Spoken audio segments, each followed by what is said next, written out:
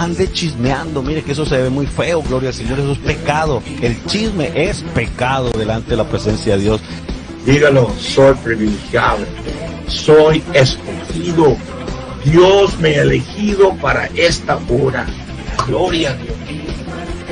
Podemos decir Dios o Dios el Padre se manifestó en carne, para no decir que se manifestó por un Hijo eterno.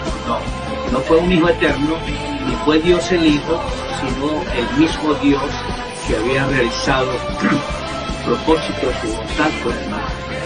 Por eso es que una de las señales de su segunda venida es el hambre en el mundo, la pobreza, el desempleo, la carestía, bajos salarios. En nombre de Jesucristo, lo bautizaron en el nombre de Jesús y lo echaron a predicar. El evangelio Apolo fue un tremendo plantador de iglesia, porque era un hombre diligente, era un hombre ferviente, era un hombre con denuedo, era un hombre con coraje de predicar el Señor.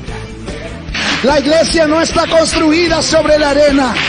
La iglesia no está construida sobre filosofías huecas. La iglesia no está construida sobre ideas de hombre.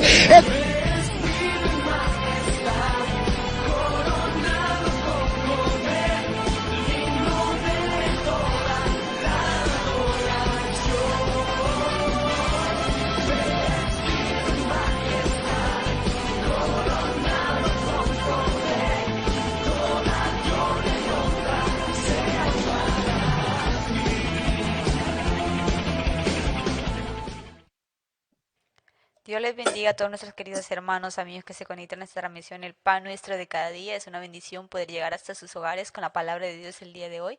Recibo un cordial saludo de nuestros pastores de la Iglesia Monte de Sion Martorell. El día de hoy queremos darle la bienvenida a este programa al pastor Jorge Trejo, que está en una serie. Pastor, bendiciones. Igualmente, hermana Zulma, Dios me le bendiga, y para todos nuestros hermanos que ya están conectados, la bendición de Dios para ustedes. Amén, pastor. Es un privilegio poderlo tener con nosotros, la verdad, con estas tremendas enseñanzas que estamos aprendiendo mucho. Pastor, ¿nos puede bendecir con una oración para continuar este programa? Claro que sí, hermano. Padre nuestro que estás en el cielo, te damos honor y te damos gracias en esta hora por darnos, Señor, la oportunidad una vez más de estar en su presencia, de compartir con nuestros hermanos a través de estos medios, Señor, la palabra de Dios. Esperamos que su gracia y su bendición sea sobre la vida de cada uno de los oyentes, cada una de las personas que disponen su tiempo, que disponen su descanso, que están con sus familias en sus hogares, dispuestos, Señor, para aprender algo más de su palabra. Que esta palabra, Señor, haya cabida en sus corazones, que esta palabra bendiga sus vidas, sus familias. Usa, Señor, mi mente, mi corazón, mis labios, para que al abrir mi boca lo pueda hacer con claridad, Señor, y pueda hacer bendición a todas las personas que en esta noche para ellos se disponen a alimentar su fe y alimentar su alma a través de estas enseñanzas. Glorifícate, Señor, en el tema de hoy. Es mi oración y mi deseo también. Amén. Amén. Pastor, vamos a tomar unos segundos y compartir este mensaje que va a ser de mucha bendición, que estamos en la quinta dispensación, que va a ser de bendición. También queremos recordarles que nos pueden seguir en nuestras redes sociales, YouTube, Instagram, Twitter, como Iglesia Monte de Sion Martorell. Si se ha perdido alguna enseñanza, pues ahí puede ver algunas recopilaciones que tenemos. Ok, pastor, los tenemos. También queremos recordar que pueden enviar sus peticiones de oración, que estaremos orando por ella. Pues, pastor, sin más preámbulos, le dejo el tiempo, predíquenos. Gracias, hermana Zulma, muy amable. Bien, mis amados hermanos, una vez más, buenas noches para ustedes allá, o buenas tardes. No sé si ya oscureció, todavía no. Aquí en Colombia son las 2 de la tarde, 15 minutos. Estamos en pleno solazo, en una bonita tarde. Y es para mí muy placentero estar con ustedes una vez más. Siempre ofreciendo mis disculpas, hermanos, porque a veces tenemos que interrumpir las clases por cuestiones de fuerza mayor. Así que agradezco su paciencia. Pero aquí estamos una vez más para retomar el tema de las dispensaciones. Hoy vamos a hablar sobre la dispensación número 5, que se llama la dispensación de la ley. Entonces, para iniciar este tema sobre la dispensación de la ley, voy a compartir con ustedes 2 citas bíblicas. La primera la leemos en el libro de Éxodo, capítulo 12, versículos 1 y 2. En Éxodo, capítulo 12, versículos 1 y 2, dice la Biblia: habló Jehová a Moisés y a Aarón en la tierra de Egipto, diciendo: este mes os será principio de los meses. Para vosotros será este el primero en los meses del año. Luego vamos al Nuevo Testamento en el libro de Romanos, capítulo 10, versículo 4, donde San Pablo escribió y dijo: porque el fin de la ley es Cristo para justicia a todo aquel que cree. Entonces, en estas dos citas tenemos el comienzo de la ley y el fin de la ley. La dispensación de la ley, y ya todos sabemos que dispensación es un periodo de tiempo en el que Dios trata con el hombre. Entonces Dios trata de diferentes maneras, y cuando una manera que el Señor usó no le dio resultado, no porque lo que Dios haga no dé resultado, sino porque el hombre ha sido rebelde, porque el hombre es duro, porque el hombre es incrédulo, porque el hombre es muy reacio a las cosas de Dios. Entonces Dios frecuentemente cambia sus tácticas para tratar de llegar al hombre, respetándole su libre albedrío, pero tratando de llegar al corazón de las personas para que el hombre entienda que el camino hacia donde va es un camino peligroso, que va hacia un abismo, que si no se detiene, que si no reflexiona, que si no cree en lo que la Biblia dice, si no se somete a los preceptos y los estatutos y los mandamientos del Señor, va a terminar en el abismo, en la condenación eterna. Y eso es lo que Dios no quiere. Dios no quiere la muerte del impío, sino que el impío se arrepienta y sea salvo. Así que el Señor ha usado muchos métodos, muchas maneras diferentes para llegar hasta el hombre, y una de esas es las dispensaciones. Aquí en la dispensación de la ley se empezó con la salida de los israelitas de la esclavitud de Egipto, cuando salieron rumbo al desierto y rumbo a la tierra de Canaán. Ahí empezó la dispensación de la ley, especialmente cuando ellos recibieron las tablas de la ley y los 10 mandamientos allá en el monte Sinaí. Desde ahí empieza la dispensación de la ley y termina con la muerte del Señor Jesucristo. Por eso la Biblia dice en Romanos 10:4 que el fin de la ley es Cristo. Entonces, aquí en la liberación, después de haber estado 430 años los israelitas esclavos en Egipto, bajo el invencible pie de los faraones, empezó para Israel un nuevo calendario. Empezó el tiempo nuevo. Es decir, por eso leímos en Éxodo capítulo 12, donde el Señor le dijo al pueblo de Israel: este mes os será principio de los meses, para vosotros será este el primero en los meses del año. Es decir, que cuando ellos salieron de la esclavitud de Egipto, Dios empezó con ellos un nuevo calendario. La vida de esclavos, la vida pasada, no contaba para ellos. Era como Dios diciéndoles: a partir de este momento es borrón y cuenta nueva. Es lo mismo que sucede con nosotros los cristianos. La Biblia dice: si alguno está en Cristo, nueva criatura es. Las cosas viejas pasaron, todas son hechas nuevas. Es decir, que para Dios nuestra vida pasada, nuestra vida antigua, nuestra vida de pecados y desobediencias no cuenta.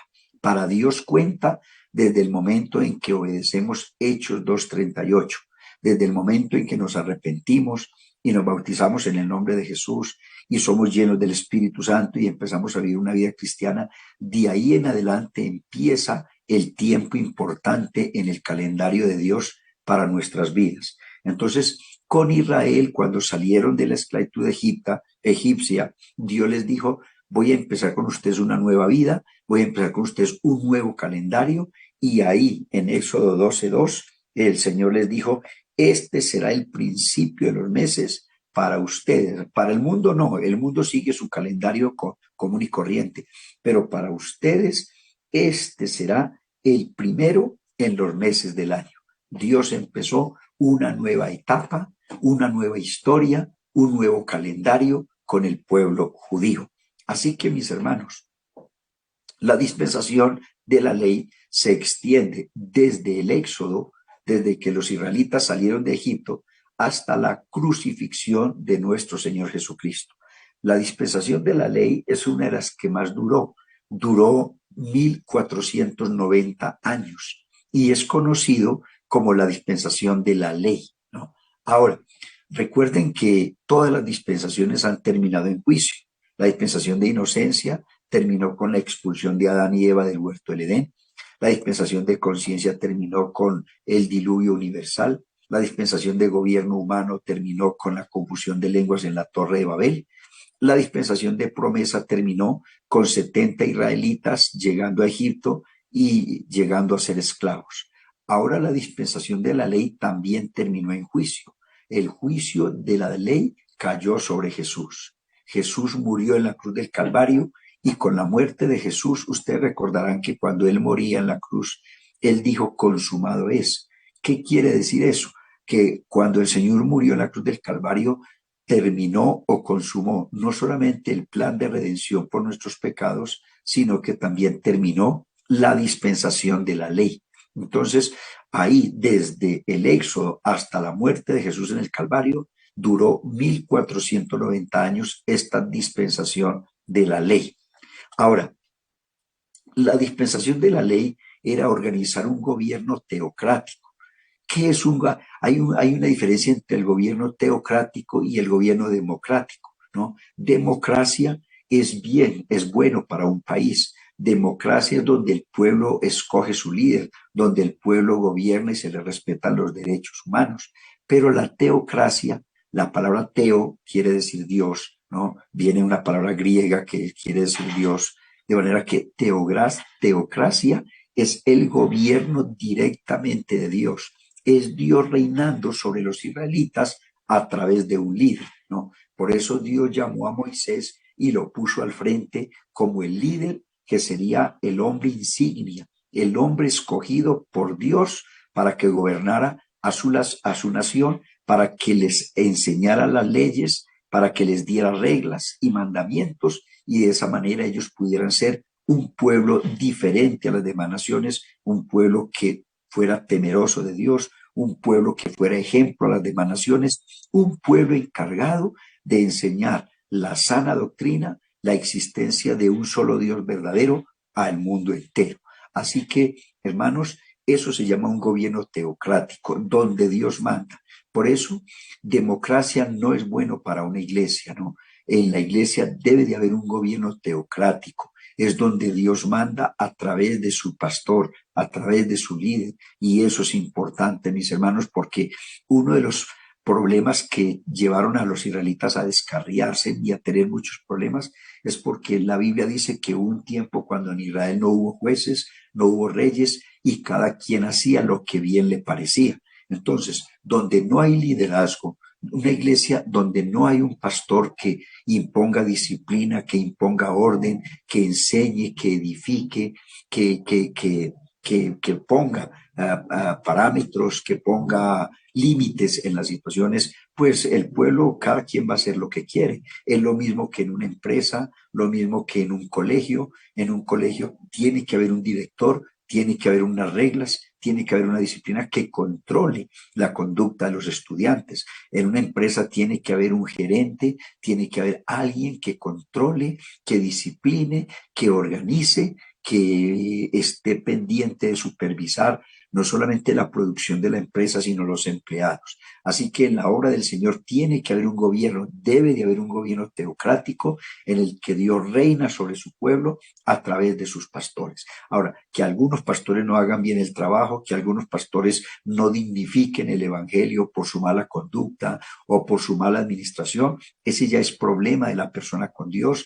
Esa persona tendrá que darle cuenta a Dios, pero la iglesia siempre ha sido y debe de seguir siendo un gobierno teocrático, es decir, Dios mismo reinando sobre esas personas aquí en la tierra a través de un líder, de una persona escogida, como lo hizo Dios con Moisés.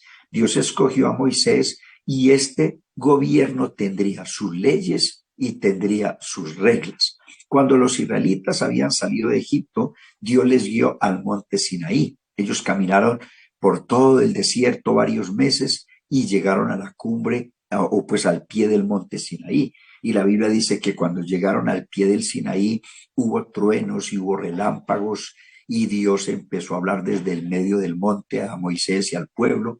Y la Biblia dice que tan terrible era lo que se veía que el pueblo dijo, estoy espantado y temblando. El mismo Moisés también lo dijo y el pueblo estaba tan tan temeroso, porque veían el monte que humeaba, que temblaba, había trueno, relámpago, era la presencia de Dios ahí, y el pueblo tuvo miedo. El pueblo le dijo a Moisés: Moisés, hable usted con Dios y luego nos cuenta a nosotros, hable usted con nosotros, pero que no hable Dios con nosotros porque tenemos miedo. Y claro, es que la santidad de Dios atemoriza a cualquier persona. Nosotros como seres humanos somos pecadores, y ante la presencia de Dios, que es una santidad tan pulcra, tan perfecta, pues siempre tiene que haber mucho temor. Si uno siente tanto respeto hacia un hombre pecador igual que uno, si uno está frente a un líder político, a un hombre importante de un país, a un rey, a un gobernante, y uno a veces siente ese respeto, ese temor hacia esa persona,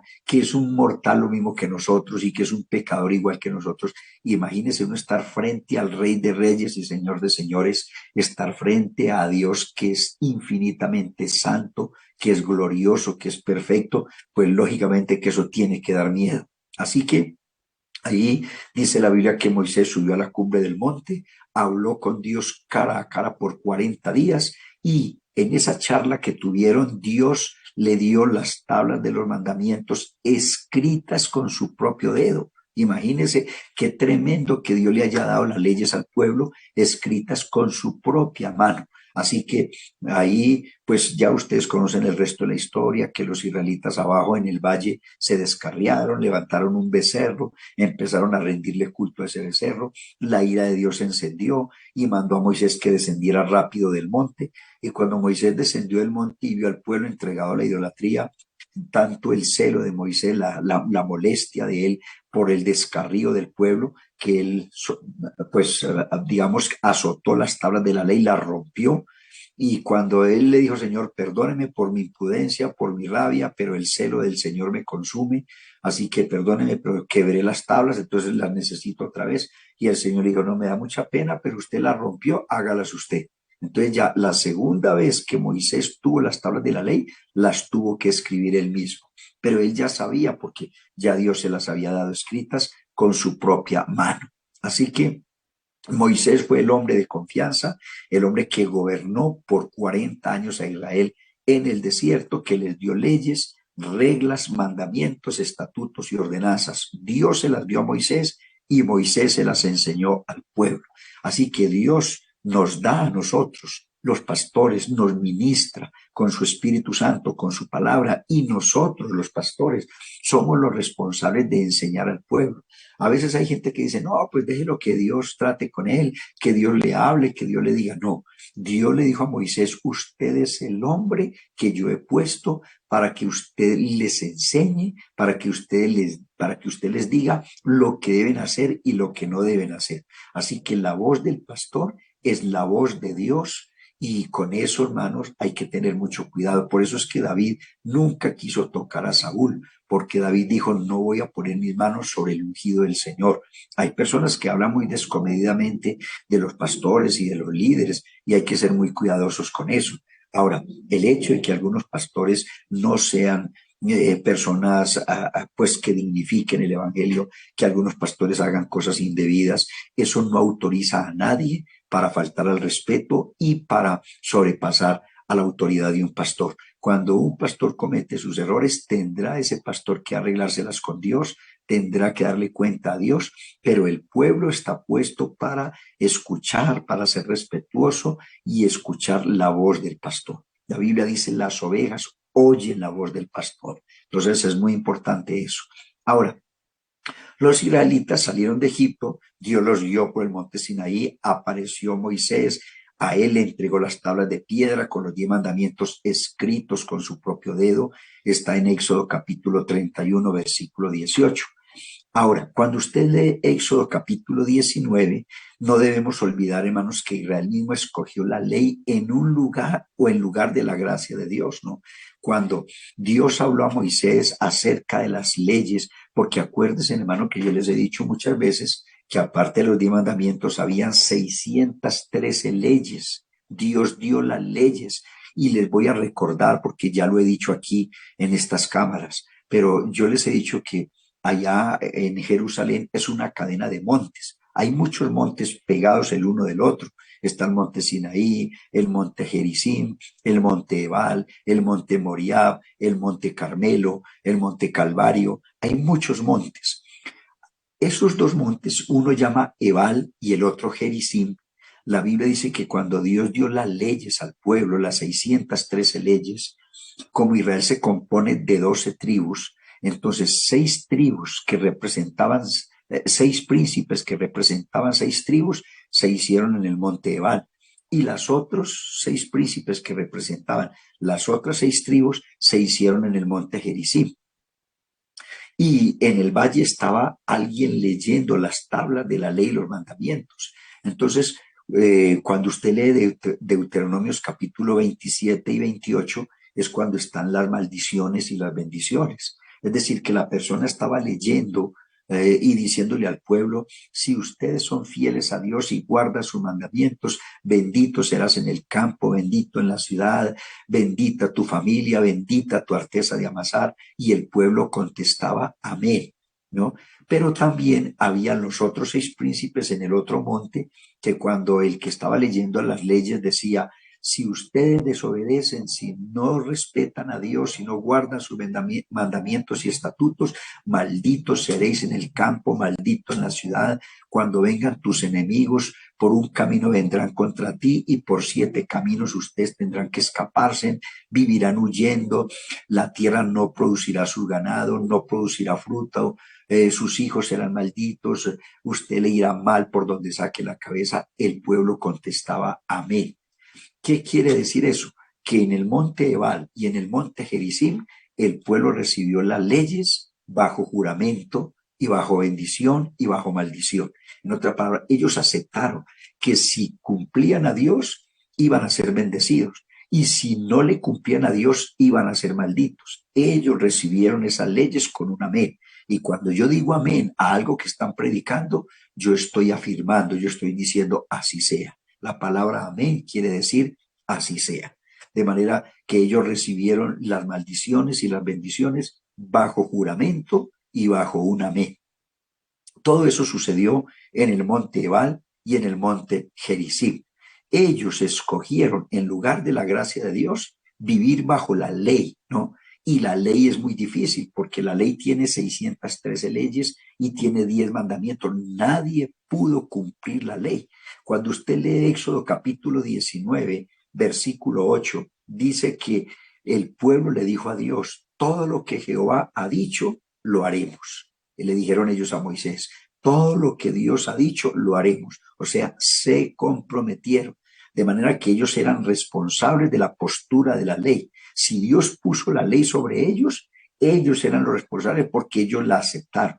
En total eran 10 mandamientos, ¿no? Que tenían que guardar y 613 leyes para ser un reino de sacerdotes, para ser gente santa, porque el Señor se los dijo a ellos, ustedes me serán mi especial tesoro, ustedes me serán un reino de reyes y de sacerdotes. Así que, hermanos queridos, la vida cristiana está directamente comprometida con Dios. Usted, cuando tiene un compromiso, cuando usted se bautiza en el nombre de Jesús, usted no hace un compromiso con el pastor, usted hace un compromiso con Dios. Usted es responsable, usted ha dicho con su amén que va a vivir para Dios, que va a dar buen testimonio, que va a asistir a la iglesia, que va a aportar sus diezmos y ofrendas, que va a ser respetuoso, que va a guardar su vida sin pecado. Todo eso nosotros lo estamos diciendo a Dios en el momento en que vamos a la pila bautismal y sobre nosotros se invoca el nombre de Jesús. Así que el pacto que hemos hecho no es con ningún hombre, sino con Dios. Y aunque tenemos que respetar al pastor y someternos a él y obedecer, nuestro compromiso es directamente con Dios y nuestra responsabilidad es con Dios, con el pastor y con la iglesia. Así que, hermanos, es muy importante tener eso en cuenta. Ellos dijeron, todo lo que Jehová te ha dicho, Moisés, nosotros lo vamos a hacer. Ahora, ellos eran responsables por todo esto, hermano. 10 mandamientos, 613 leyes. Mire, hermano, ¿sabe por qué esa generación que salió de Egipto no entraron a la tierra prometida? sencillamente porque ellos se rebelaron, ellos pelearon con Dios, pelearon con Moisés, ellos murmuraban, ellos criticaban, ellos pecaban, ellos levantaron ídolos, ellos desafiaron a Dios adorando otras imágenes, de manera que ellos hicieron muchas cosas malas, ¿no? Y por eso es que Dios se enojó y Dios dijo, ninguna de esta generación entrarán a la tierra prometida.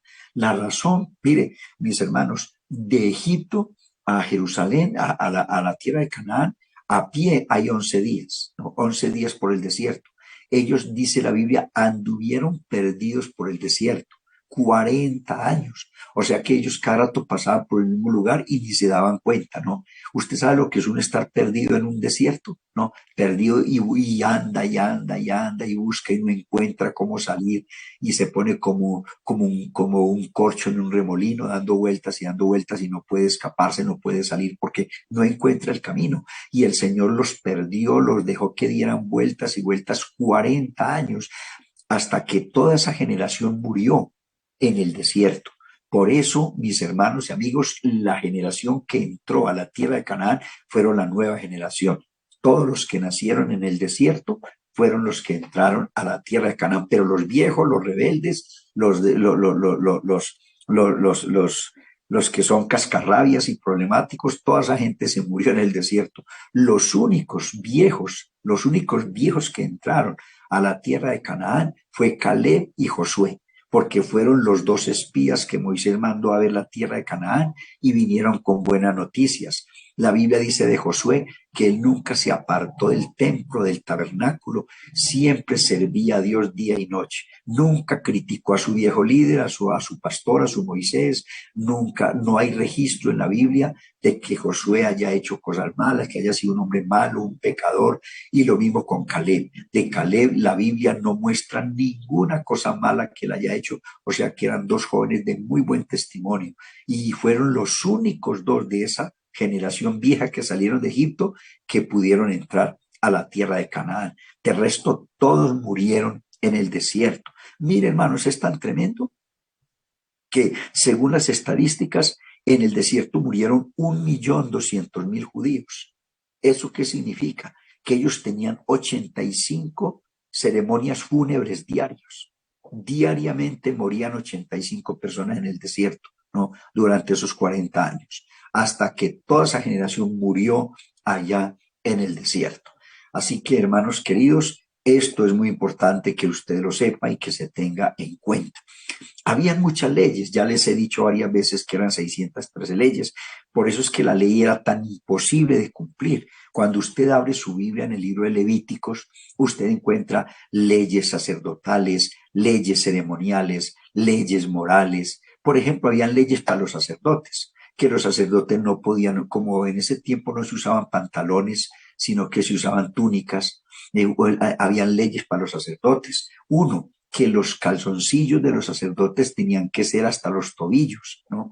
O sea que no podían usar tangas, no podían usar pantalonetas corticas, tenía que ser pantaloncillo hasta los tobillos. Los sacerdotes no podían subir escaleras, porque si ellos iban a subir escaleras a un segundo piso, las hermanas curiosas no fueran a mirar hacia arriba y vieran la desnudez del sacerdote.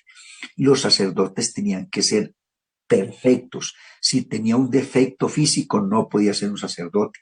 La Biblia dice que le faltaba un ojo, si tenía los pies planos, si tenía un defecto físico en su nariz, si le faltaba una mano, si le faltaba un dedo, hemos dicho, si era feo, no podía ser un sacerdote. Los sacerdotes tenían que ser perfectos, ¿no? Y hoy en día ya no se exhibe eso. Dios no exige de un pastor que no tenga defectos. Algunos pueden tener sus defectos físicos, pero lo que Dios está pidiendo hoy es que el pastor debe ser perfecto en su vida personal, en su testimonio, en su vida. Debe ser una vida correcta, una vida limpia, una persona que es correcto con las finanzas, que es correcto en su vida personal, en su vida familiar, en su vida con la iglesia. Entonces, a eso se refiere el Señor.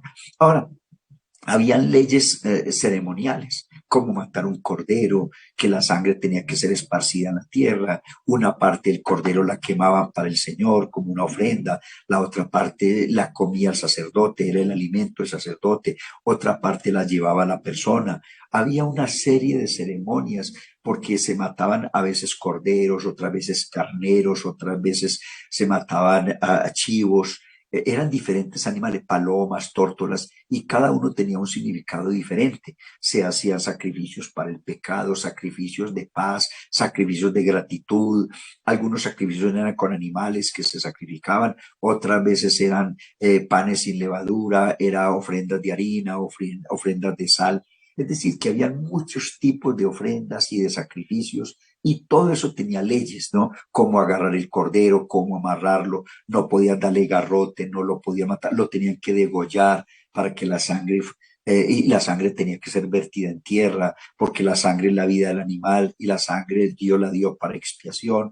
Por eso es que Dios dice que la sangre no se debe comer, y todas esas cosas así. Habían leyes morales que no descubrirán la vergüenza, la desnudez de tu cuñada, la desnudez de tu madre, la desnudez de tu padre. Es decir, que no esté por ahí fisgoneando y mirando por las rendijas de la puerta cuando un familiar se está bañando. La Biblia habla de no descubrir la desnudez de su hermana, de su tía, de su abuela, de su mamá, de su papá. Eso eran leyes morales, ¿no? Habían leyes sanitarias, ¿no? Por eso es que los israelitas, cuando iban por el desierto, tenían que enterrar el excremento humano. Cada que hacían sus necesidades fisiológicas, Dios les ordenó que tenían que llevar una estaca. ¿Y por qué llevar una estaca? Porque ellos tenían que enterrar el excremento humano. ¿Y enterrarlo por qué? Porque en ese tiempo no habían antibióticos, no habían redes de alcantarillado. Así que si ellos no entierran su excremento humano, imagínense las epidemias, 2 millones de judíos en un desierto sin agua, sin antibióticos, sin redes sanitarias, de manera que ellos tenían que enterrar su excremento humano. Esas eran leyes sanitarias, ¿no? Se hablaba, por ejemplo, que la mujer en su tiempo menstrual, en su periodo menstrual era inmunda, que el hombre que tenía un flujo de semen era considerado una persona inmunda. Entonces un hombre no se podía sentar donde una mujer que estaba menstruando se sentaba. Todos eran leyes sanitarias. Entonces, claro, al haber leyes sacerdotales, leyes ceremoniales, leyes sanitarias, leyes morales, leyes en cuanto al templo, leyes en cuanto a las familias, leyes en cuanto a todo lo que tenía que ver con el pueblo de Israel, eran muy complejos. 600, ¿quién cumple 613 leyes aparte de los 10 mandamientos? Por eso la Biblia dice que los que viven bajo la ley cayeron bajo maldición, porque la Biblia dice, maldito el que infringe la ley. Entonces, gracias al Señor que la dispensación de la ley terminó y que nosotros estamos hoy bajo la dispensación de la gracia, porque la ley era muy compleja y era imposible de cumplir. Ahora, el Señor trató con los israelitas y fue basado sobre la ley escrita, ¿no? Que fue dada en el Sinaí. Fue dada. Ahora, tengan en cuenta, mis hermanos, que esa ley fue dada solamente para el pueblo de Israel. Esa no fue dada para todas las naciones, sino solo para el pueblo de Israel. Y fue basada sobre leyes del Sinaí. Lo hacen y los bendigo, y si no la hacen, les va a ir mal. De manera que Israel será juzgado conforme a la manera que ellos guardaron la ley en el Antiguo Testamento. Es una expresión de la justicia de Dios, no de misericordia. La gran diferencia entre la dispensación de la ley y la dispensación de la gracia es que nosotros hoy estamos bajo la misericordia de Dios. Ellos en el Antiguo Testamento era bajo la justicia de Dios, y la justicia no perdona. La justicia dice que el que la hace la paga. Entonces, por eso era que los israelitas no podían salirse de ahí, porque si la embarraban, tenían que pagar con creces. Entonces, porque la ley habla de la justicia, pero la gracia habla de la misericordia de Dios. Por eso nosotros podemos entender, hermanos, por qué era que había esa destrucción de esos enemigos de Dios, porque se acababan con naciones enteras, con ciudades. Cuando iban a esas guerras, acababan con los niños, con los animales, con ciudades enteras, ¿no? Todo eso, y por qué Jehová peleaba en favor de su pueblo Israel, por qué se veían esas masacres y todo eso, porque la ley habla de justicia, el que la hace la paga, pero la gracia habla de misericordia. Si nosotros estuviéramos bajo la ley, todos ya habríamos muerto por causa de nuestros pecados. La justicia no tiene misericordia. La justicia dice, usted la embarró, usted me la paga, ¿no? Pero la gracia de Dios dice, sí, usted la embarró, pero Jesús murió por nosotros. La gracia de Dios es la oportunidad de ser perdonados y de no ser aniquilados. Esa es la diferencia entre la dispensación de la ley y la dispensación de la gracia. Ahora, la dispensación de la ley fue también un periodo maravilloso. No, mira, a pesar de todo este compromiso y de ser tan complejo, pero en la dispensación de la ley también ellos tuvieron tiempos maravillosos. Dios hizo tremendos milagros, prodigios, ¿no? Usted puede leer en la Biblia que el Señor dividió el Mar Rojo para que todo Israel pasara por tierra seca. Había una nube que les cubría del sol para que los 50 grados de calor no los quemara, no los cocinara en el desierto. Y de noche, cuando el frío era tan intenso, esa columna de nube se volvía una antorcha de fuego para iluminarles el camino y para darles calor en medio del frío de la noche. Dios los alimentó por 40 años con maná del cielo. Así que bajo la dispensación de la ley también hubo milagros, también hubo señales, prodigios que Dios hizo en favor de su pueblo Israel allá en el desierto, ¿no? Desde que salieron de Egipto, Dios les hizo milagros hasta que llegaron a Canaán. 40 años Dios los sostuvo a punta de milagros y de bendiciones. Ahora, usted lee Deuteronomios capítulo 2, versículo 7. Voy a leerles dos citas bíblicas. Deuteronomios capítulo 2, versículo 7. Escuchen esto, mis hermanos. Dice, Jehová tu Dios te ha bendecido en este gran desierto. Estos 40 años Jehová tu Dios ha estado contigo y nada te ha faltado, ¿no? Y cuando usted lee el capítulo 8 del mismo libro de Deuteronomio, versículo 7, capítulo 8, versículo 7, dice la Biblia, porque Jehová tu Dios te introduce en la buena tierra, tierra de arroyos, de aguas, de fuentes y manantiales que brotan en vegas y en montes, tierra de trigo y cebada, de viñas, de higueras, de granados, tierra de olivos, de aceite y de miel, tierra en la cual no comerás el pan con escasez, ni te faltará nada en ella, tierra cuyas piedras son hierro, y de cuyos montes sacarás cobre, y comerás y te saciarás y bendecirás a Jehová tu Dios por la buena tierra que te habrá dado. Todas esas bendiciones se las dio Dios al pueblo de Israel. Así que, hermanos, ellos fueron supremamente bendecidos. Que fueron desagradecidos es otra cosa, ¿no? Pero el Señor los alimentó en el desierto, les dio agua, les dio maná, les abrió el río el Jordán para que pasaran rumbo a la tierra de Canaán, les condujo al país de la promesa, ayudándoles y conquistándolo, porque ustedes tienen que tener en cuenta que cuando ellos llegaron a Canaán, no era que la tierra estaba ahí solita esperando que ellos llegaran y que las casas ya estaban amobladas para entrar a acostarse, ni a ordeñar vacas y tomar leche y hacer quesos. No, ellos llegaron a un país lleno de gente pagana. Estaban los filisteos, los amorreos, los heteos, los heveos, los gergeseos, los heveos y todo lo terminado en eo, ¿no? Todas esas naciones paganas estaban ahí y era gente mala, gente idólatra, gente blasfema, gente atea, había gente malísima, y Dios le dijo, ustedes tienen que entrar y sacar a esa gente de ahí, porque esa tierra se la voy a dar a ustedes, pero vayan sacándolos de a poquito para que las fieras no se vengan y los despedacen. En otras palabras, no es que ustedes van a sacar a los enemigos de la noche a la mañana, es como la vida cristiana, no es que nosotros vamos a ser perfectos de la noche a la mañana. Hay personas que creen que se bautizan y al otro día van a amanecer con alitas y que van a ser tan santos que no se equivocan, que nunca se van a molestar, nunca se van a ofender, nunca van a pecar, nunca van a cometer un error. No, cuando uno se bautiza y empieza la vida cristiana es cuando empieza la lucha. Es la lucha de la carne con el espíritu. Y aunque uno haya hecho un pacto con Dios, sigue enfrentando problemas y sigue teniendo un carácter fuerte. Entonces tiene que luchar por manejar ese carácter, por ir cambiando. Tiene que poco a poco ir conquistando a sus enemigos, los enemigos del alma. Uno no conquista la vida cristiana de la noche a la mañana. Para uno ser un buen cristiano necesita de muchos años, de mucha enseñanza, de mucha oración. Necesita proponerse a cambiar, necesita Para ser un buen cristiano se requiere de muchos años de experiencia con Dios, de mucho ministerio pastoral, de muchos consejos, de muchos mensajes, muchas enseñanzas, mucha oración, mucho ayuno y proponerse cambiar a Dios, porque también hay gente que lleva 40 años en la iglesia y no cambia y siguen igual. Entonces uno tiene que proponerse a vivir una vida cristiana y tiene que proponerse cada día a ser mejor. Bien, entonces ya ustedes saben que toda esa generación que salió de Egipto, todos murieron en el desierto y los únicos que entraron a la tierra de Canaán fue Caleb y Josué, ¿no? De resto, todos los que entraron a la tierra de Canaán fue la nueva generación, los que nacieron durante los 40 años en el desierto, ¿no? Por siglos el Señor veló por ellos, les dio protección, entregó a sus enemigos en sus manos, los bendijo y los prosperó.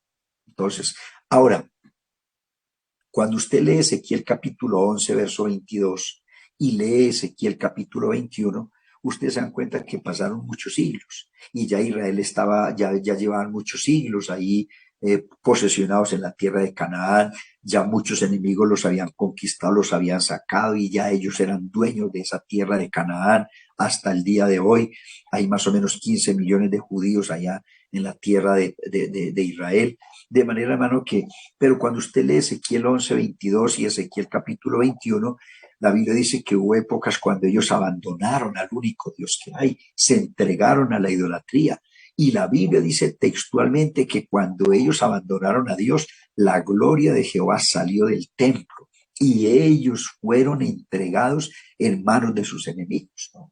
Por eso es que usted encuentra que vino los asirios, cuya capital era Nínive, y se llevaron las 10 tribus que vivían arriba en Samaria, en el norte de Israel, se los llevaron cautivos a Siria, allá a Nínive, y esas 10 tribus se perdieron, esas 10 tribus se mezclaron con los asirios. De esa mezcla de israelitas con asirios es que vino la descendencia de los samaritanos. Así que esas 10 tribus fueron llevadas cautivos a Nínive y allá se perdieron, nunca más volvieron a su país. Y abajo en el sur, cuya capital es Jerusalén, en el sur de Israel, quedaron solamente 2 tribus, que fue la tribu de Benjamín y la tribu de Judá. Eso fue en los tiempos de Salomón, cuando Salomón murió, que reinó en su lugar el hijo de Salomón llamado Roboam, y Roboam por seguir el consejo de los jóvenes y desechar el consejo de los ancianos, tomó una mala decisión, le levantó los impuestos al pueblo y el pueblo se le rebotó y el pueblo lo abandonó. Y ahí, hermanos, siglos después, 115 años después, vino Nabucodonosor, el rey de Babilonia, se los llevó a todos a Babilonia, quemó el templo de Jerusalén, acabó con el país y los israelitas duraron 70 años esclavos en Babilonia. Pero lo más grave no fue eso, lo más grave fue que en el año 586 antes de Cristo, cuando Nabucodonosor se llevó a todos los israelitas a Babilonia, ahí fue cuando Israel perdió su estatus como nación. Nunca más Israel fue nombrado como nación, no figuraba en el mapamundi como país, ¿no? Y duraron más de 2300 años yendo de mar a mar, de puerto en puerto, de país en país, eran extranjeros en toda parte, todo el mundo los odiaba, todo el mundo los rechazaba, todo el mundo los perseguía, todo el mundo los mataba. Hitler mató 6 millones de judíos. El pueblo más odiado en el mundo ha sido el pueblo judío y ellos vivieron más de 2300 años sin ser nación, sin ser reconocidos como nación. ¿Cuándo fue que Israel fue declarada nación? En el año 1948, que fue cuando se cumplió la profecía que el Señor dijo: cuando ustedes vean que la higuera florece, aprended que el tiempo está cerca. Entonces la higuera hacía referencia al pueblo de Israel. Israel es la higuera que floreció en 1948, cuando fue declarada nación otra vez. Hoy en día Israel figura como un país, como una nación fuerte, por su dinero, por su economía y por muchas cosas, pero Israel vivió más de 2300 años sin ser reconocidos como nación. Y todo eso lo perdieron por rebeldes, por idólatras, por haber abandonado a Jehová, al Señor, por haberse descarriado. La Biblia dice textualmente en Ezequiel 11:22 que la gloria del Señor se levantó del templo, se fue, y cuando Dios se va y nos deja abandonados a nuestro propio destino, nos morimos, porque sin Dios nada somos en el mundo. Una persona sin Dios se muere, se seca, se llena de problemas, de enfermedades, de angustias. Por eso es que la gente hoy en día se suicida, por eso la gente vive drogadicta, por eso la gente vive esclava de alcoholismo, porque la gente ha dejado a Dios a un lado, la gente no quiere sintonizar con Dios, la gente no le quiere creer a Dios, la gente no se quiere arrepentir, la gente no quiere buscar a Dios, y por eso es que el mundo está como está, por eso son esos huracanes que hay en Estados Unidos, esos ciclones, esos tornados que matan cantidad de gente, esas sequías, esos inviernos tan impresionantes en el mundo, esos incendios tan horribles en Australia y en todas partes del mundo, ese terremoto en Turquía, ese terremoto en Siria que ya lleva más de 50.000 muertos. Todo eso son, hermano, responsabilidades. Es el hombre el que ha desafiado a Dios, el que ha dejado a Dios y ha dado la espalda a Dios. La gloria de Dios se ha levantado de este mundo, hermano, y por eso es que el hombre está sufriendo todos los desmanes de su desobediencia y de su pecado. Gracias que Dios en su infinita misericordia no se ha ido de su iglesia. Dios todavía está con la iglesia, está con nosotros, y cualquier pecador que se arrepiente, Dios lo recibe con los brazos abiertos, sin importar cuál haya sido su pecado. Dios está listo para perdonar, limpiarlo, restaurarlo, sanarlo y salvarlo. Así que ellos fueron tan duros y tan enemigos de Dios que cuando Esteban está predicando un mensaje muy duro a los israelitas allá en el capítulo 7 de los Hechos, él les dice: ustedes son igual que sus antepasados. Ellos tuvieron profetas que les enseñaron, que les predicaron, que querían volver el corazón a Dios, y ellos fueron duros de corazón. Ellos resistían al Espíritu Santo. Ellos eran incircuncisos. Ellos mataron a los profetas, los apedreaban. Manasés aserró a Isaías en dos partes, lo partió en pedazos al profeta Isaías. O sea, ustedes toda la vida han sido malos, y ustedes hoy en día, les dijo Esteban a ellos, ustedes son tan malos como sus abuelos, como sus bisabuelos, sus padres, los antepasados. Toda la vida ustedes han sido rebeldes a Dios, y ahora ustedes son iguales, así que Dios va a tener en cuenta eso. Y por eso fue que ellos se enojaron y apedrearon a Esteban. Usted lee Hechos capítulo 7, donde los israelitas mismos apedrearon a Esteban porque Esteban les puso el dedo en la llaga. Esteban les dijo, eso es como cuando uno le dice a un hermano, hermano, mire, usted tiene que arrepentirse, usted no puede seguir así, usted tiene que dejar esto, dejar aquello. Hay gente que en lugar de arrepentirse se enojan con el pastor porque el mensaje fue muy duro, porque me ofendió, porque me hirió, porque me echó sátiras, pero no son sátiras, es la palabra de Dios que toca sus vidas, que corta lo malo, y la persona tiene dos opciones: o se arrepiente y sana su alma y se prepara para ser salvo, o se enoja, se va de la iglesia y se pierde eternamente para siempre. Eso depende de la persona. Así que mire que San Juan capítulo 19, verso 6 dice que Pilato no pudo encontrar pecado en Jesús, no pudo encontrar ninguna falta en Jesús, y sin embargo, lleno de rabia, ¿no?, contra la justicia de Dios, dice la Biblia que lo crucificaron, ¿no?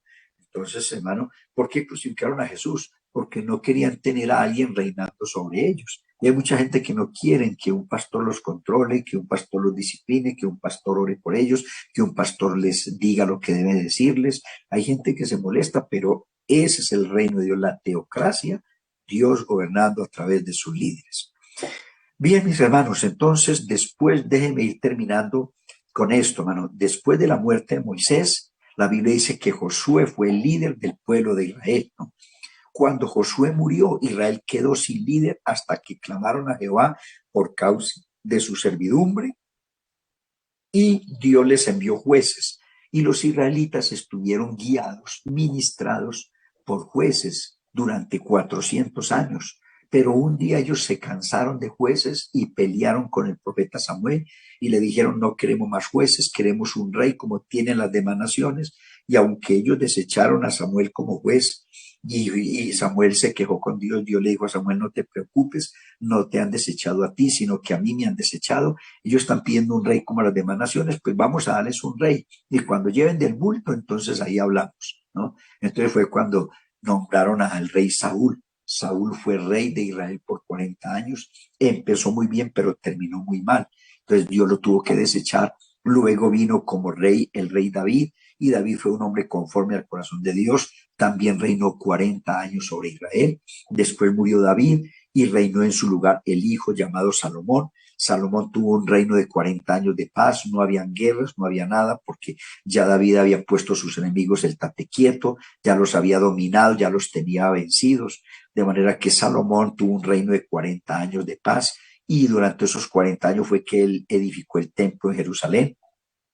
Pero luego murió Salomón y reinó en su lugar Roboam, el hijo de Salomón, y bajo ese reinado fue que las tribus de Israel se dividieron, 10 se fueron al norte de Israel y las dos más pequeñas quedaron en el sur de Israel, ¿no? Israel duró 254 años más y luego fueron llevados a Siria, como ya les dije ahora, los del norte fueron llevados a Nínive y allá desaparecieron esas 10 tribus, y 115 años más tarde las dos tribus que quedaron en el sur con la capital Jerusalén fueron llevados a Babilonia y ahí desaparecieron del mapa.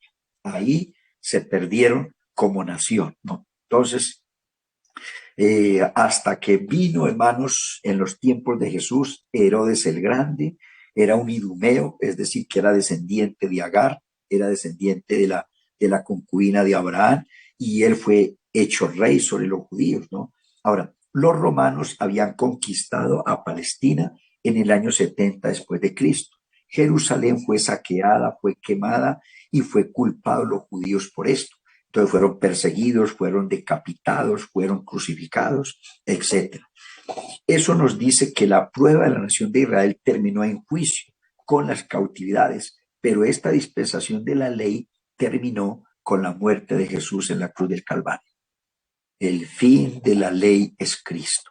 Mis amados hermanos, este es un resumen de todo lo que es la dispensación de la ley, pero la dispensación de la ley es muy extensa.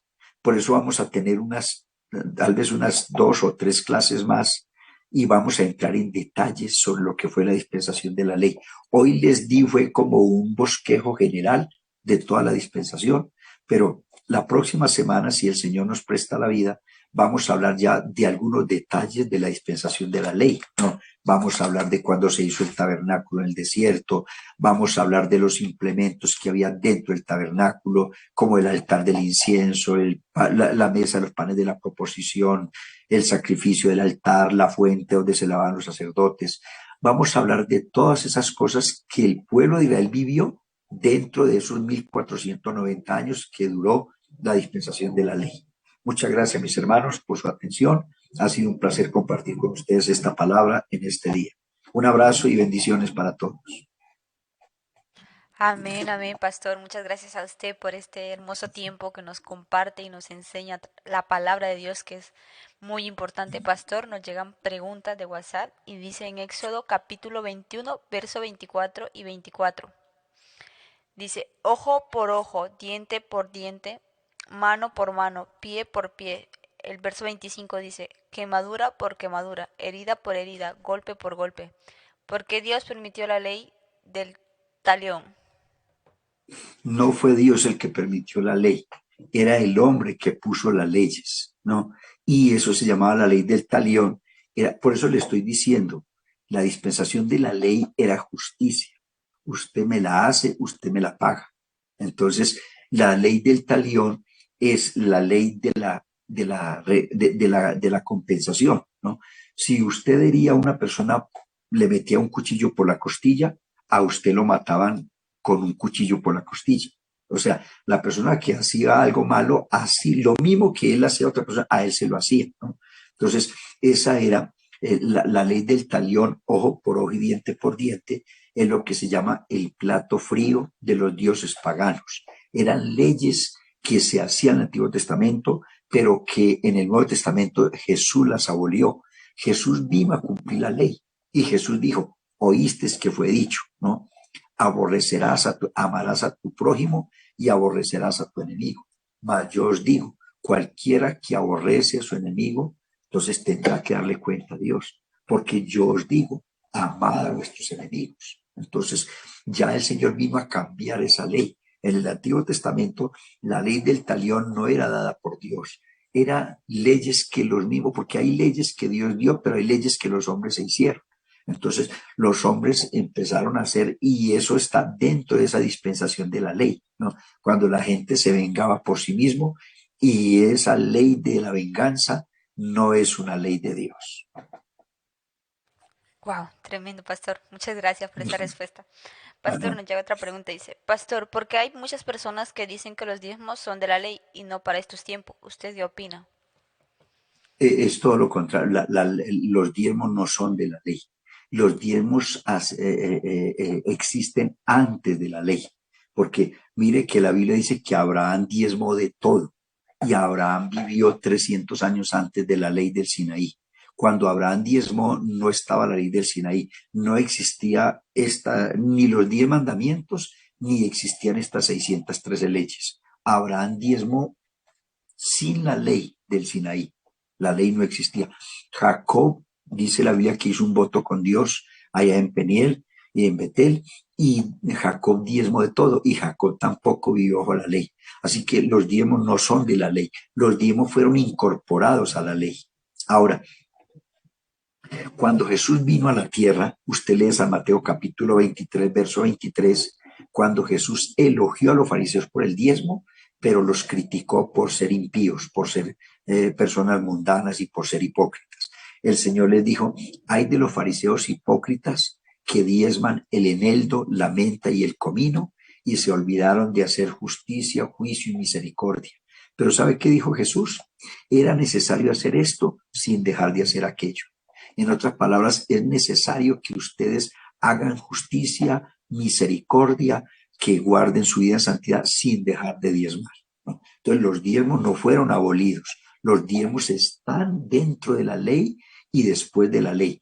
Primera de Corintios capítulo 9, San Pablo defiende los diezmos de la iglesia y San Pablo ya no estaba bajo la ley, San Pablo estaba bajo la gracia, bajo la dispensación de la gracia. Así que los diezmos han existido toda la vida. Es que mire que los diezmos están desde el tiempo de Adán y Eva. ¿Se acuerda que Dios le dijo a Adán y Eva, de todos los árboles del huerto pueden comer menos de este? O sea, ya Dios escogió su porción ahí, ¿no? Entonces, desde allá de Génesis están los diezmos por toda la Biblia. Así que los diezmos no son de la ley.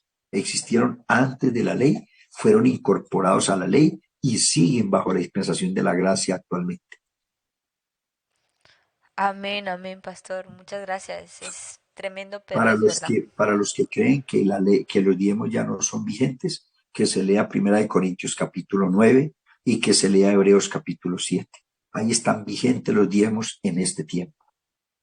Amén, amén. Desde el principio, desde que Dios creó la tierra, se podría decir, los cielos y la tierra, pues Dios ya, como usted acaba de decir, eso ha sido tremendo, pastor, esa respuesta, la verdad que ha sido algo muy importante que añadir. Pastor, nos llega otra pregunta. En Deuteronomio 22:5 dice, no vestirá la mujer traje de hombre, ni el hombre vestirá ropa de mujer, porque abominación es a Jehová tu Dios, cualquiera que esto hace.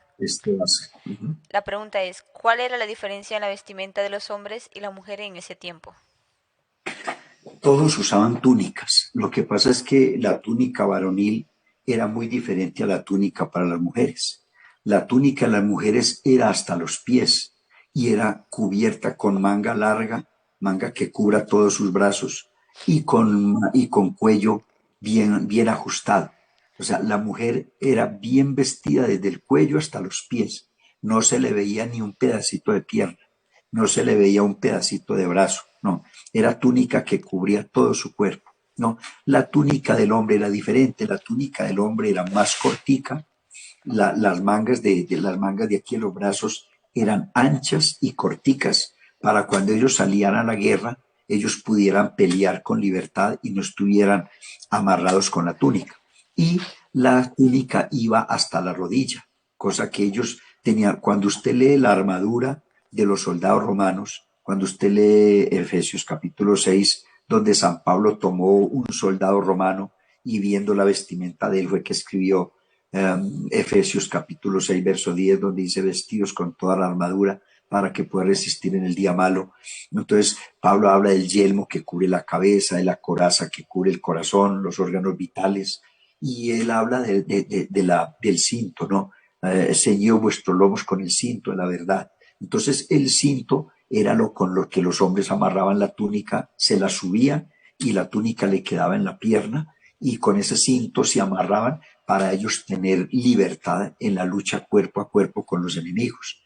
Entonces, cuando usted veía a una mujer a mucha distancia, a 1 kilómetro, lejísimos, usted sabía desde muy lejos quién era una mujer y quién era un hombre, porque las túnicas eran muy diferentes y eran muy visibles a larga distancia. Entonces, lo que Dios quiere hoy en día es eso, que haya diferencia entre el hombre y la mujer, que realmente la mujer sea femenina en todos los aspectos, con su cabello largo, con su vestido de mujer, y el hombre sea masculino en todos sus aspectos. El problema de las modas, de la moda unisex, que fue lo que se inventó el diablo, es lo que ha hecho mucho mal, porque la moda unisex ha mezclado los sexos. Entonces usted va por la calle y ve una pareja y a veces usted ya no sabe quién es el hombre y quién es la mujer, porque a veces usted ve a una mujer con el pelo bien cortico y con pantalones y ve al hombre con el pelo largo y usted ya no sabe quién es quién, ¿no? Inclusive hay culturas, por ejemplo los escoceses, los hombres usan sus faldas. Entonces, lo que Dios quiere es que en cada cultura la mujer sea femenina en todos los aspectos y el hombre sea masculino en todos los aspectos.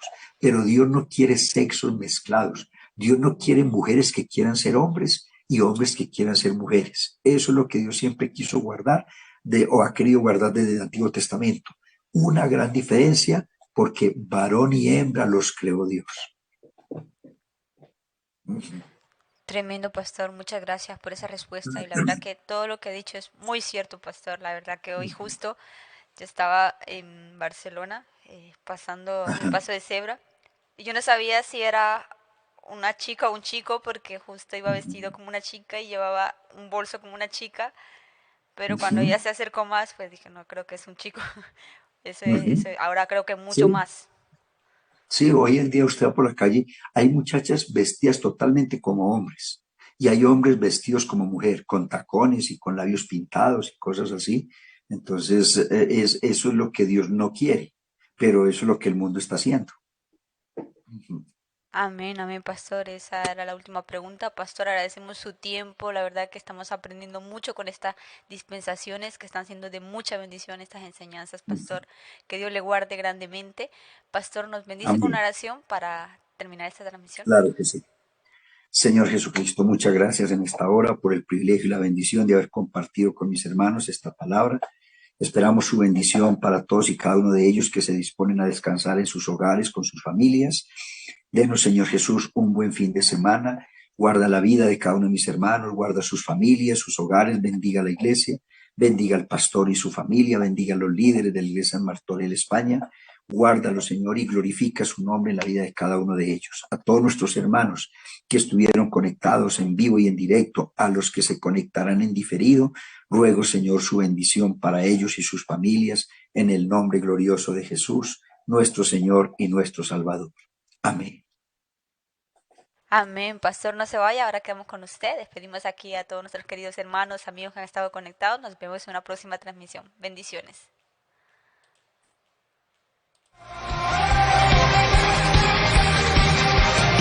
Me has perdonado, me rescataste, me diste vida, me levantaste con tu poder, me transformaste y con tu aliento me has hecho libre.